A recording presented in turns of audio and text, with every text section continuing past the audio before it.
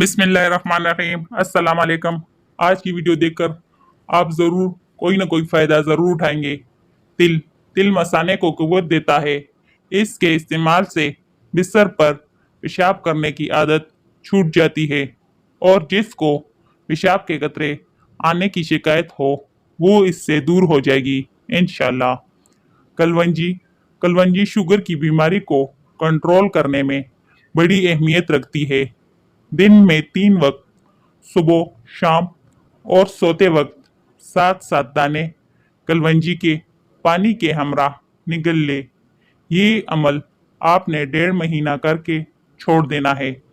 फिर कुछ अरसा बाद फिर इस तरह कर ले। इंशाल्लाह पहली मर्तबा के इस्तेमाल से आपको फ़र्क महसूस होगा। ये शुगर को ख़त्म कर देगा इंशाल्लाह।